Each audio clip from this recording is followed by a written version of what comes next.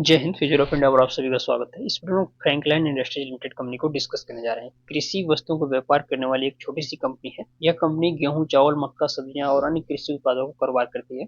इसके अलावा कृषि उत्पादों के निर्माण के लिए अनुबंध भी करती है। यानी कि देखिए, एग्रीकल्चर से रिलेटेड ये कंपनी और एग्रीकल्चर सेक्टर में काम करने वाली बहुत ही कम कंपनियां हैं जो आपको शेयर मार्केट में लिस्टेड दिखेंगी।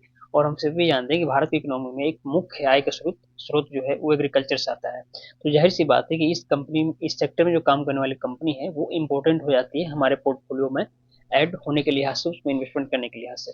तो क्योंकि जब कंपनी छोटी है, स्मॉल कंपनी में आप पैसा लगाएंगे तो उसमें ग्रो होने के चांसेस ज़्यादा होते हैं, जबकि ऑलरेडी जो कंपनी ग्रो कर चुकी है वो और ग्रो होगी, इसकी संभावना बहुत कम होती है। एग्जाम्पल समझिए, कोई एक मान लीजिए कोई कंपनी 1 रुपए इसका शेयर का दाम है, किसी कंपनी के शेयर का प्राइस 1,000 है। 1 रुपए वाला जल्दी 2 रुपए हो जाएगा या 1,000 वाला जल्दी 2,000 हो जाएगा, आप खुद सोच के बताइए। 1 रुपए वाले कंपनी, 1 रुपए जो शेयर है जिस कंपनी का प्राइस है वो जल्दी 2 रुपए हो सकता है, इसकी प्रोबेबिलिटी ज्यादा है बजाय कि इसके। इसलिए छोटी कंपनियों में मैं ज्यादा ध्यान देता हूँ।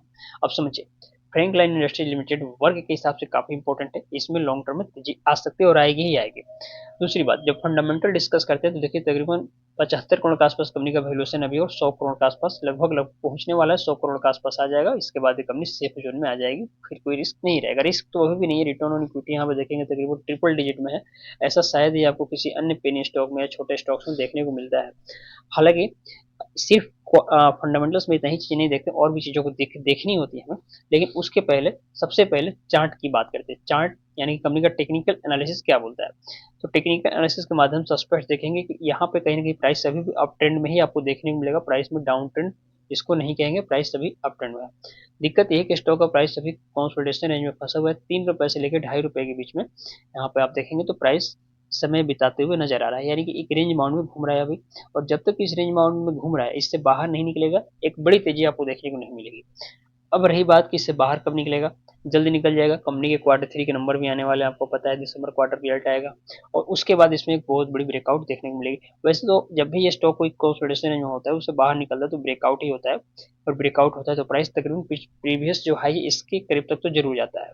तो मान लीजिए यदि अभी तक आप बाई नहीं किए हैं, तो जैसे प्राइस 3 रुपए के ऊपर निकले कंपनी के क्वार्टर 3 के नंबर आने के बाद, यहाँ पे आप एंट्री ले लीजिएगा। और यहाँ पे एंट्री लेने के बाद सीधे जो आपको पहला टारगेट होगा 4 रुपए, और उसके बाद इसके डबल तक जाने का दमखम लग गया, तकरीबन 8 रुपए तक इसको आप मान के चल सकते हैं। तो जो लोग एंट्री नहीं लिए, जिसके पास कंपनी के शेयर्स नहीं है, वो इसके ऊपर निकलने के बाद चाहे तो इसमें एंट्री ले सकते हैं।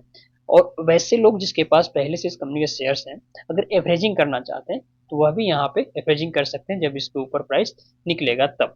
तो ये बात आप अपने दिमाग में बैठा लीजिएगा, दोबारा चाहे तो इस वीडियो को देखिएगा, समझ में आ जाएगा कि कैसे कहाँ पे बाई करना है। क्योंकि लेवल बहुत इंपॉर्टेंट हो जाता है, किस लेवल पे आप प्राइस मतलब अपना एवरेजिंग कर रहे हैं, नया बाई कर रहे हैं। अब इस कंपनी के क्वार्टर्स के नंबर की बात करें तो देखेंगे कंपनी के जो सेल्स है पिछले कुछ समय में आपको लगातार इंक्रीज होते हुए दिखे हैं। और अभी सितंबर क्वार्टर यानी क्वार्टर 2 का रिजल्ट आया, और क्वार्टर 3 के नंबर जैसे मैंने बताया कि अभी आने बाकी है। क्वार्टर 3 के नंबर में भी सेल्स में इंक्रीजमेंट होते हुए दिखेगा, सेल्स बढ़ते हुए दिखेगा। तो ये जो सेल्स बढ़ेगा, जो इंक्रीजमेंट होगा, इससे कहीं ना कहीं फंडामेंटल और मजबूत होगा। और फंडामेंटल इसलिए मजबूत होगा क्योंकि सेल्स बढ़ने से कंपनी के पास पैसा आएगा, कंपनी का नेट प्रॉफिट आपको बढ़ते हुए दिखेगा। हालांकि सितंबर क्वार्टर के में क्वार्टर 2 में थोड़ा सा कम हो गया था, लेकिन क्वार्टर 3 के नंबर में जो प्रॉफिट होगा वो इसको मैनेज कर देगा। क्योंकि जब कंपनी के पास पैसा आ रहा है सेल से, तो जाहिर सी बात है प्रॉफिट होगा, प्रॉफिट बढ़ेगा। और दूसरी सबसे कमाल की बात है, कंपनी के पास कोई डेप्ट नहीं है, बिल्कुल डेप्ट फ्री कंपनी है। यहाँ पे देख सकते हैं कोई डेप्ट नहीं है, यानी कि सोकर प्रॉफिट इस कंपनी के पास आएगा। बीएस इंडिया पे इस कंपनी की डिटेल्स को मैंने ओपन किया हुआ, यहाँ पे देख सकते हैं। इसमें सबसे कमाल की बात यह है, जब नीचे कॉर्पोरेट प्रोडक्शन में आप देखेंगे कि एक साल में इस कंपनी में लगता है कई तरह के कॉर्पोरेट प्रोडक्शन आपको देखने को मिलते हैं। यानी कि शेयर के प्राइस बढ़ने से आपके जो जो इन्वेस्टमेंट है उसका एप्रिसिएशन तो होगा ही, साथ में यहाँ पे कॉर्पोरेट टैक्सेस होने से भी आपको तमाम तरह के फायदे होंगे। मतलब एक प्रकार से कहें तो एक मंथ दो काज वाला काम इस स्टॉक में देखने को मिल सकता है, यदि आपका इसमें इन्वेस्टमेंट रहेगा तब।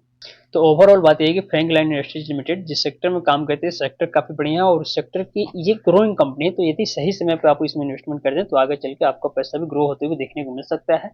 रही बात मन में कोई कंफ्यूजन है, सवाल है, कमेंट में जरूर पूछिएगा। इंस्टाग्राम का लिंक डिस्क्रिप्शन में दिया गया है, जहां पर जुड़कर आप मुझसे पर्सनली बातें कर सकते हैं, मैं सबको गाइड करता हूँ। मिलते हैं अगले वीडियो में, तब तक के लिए जय हिंद।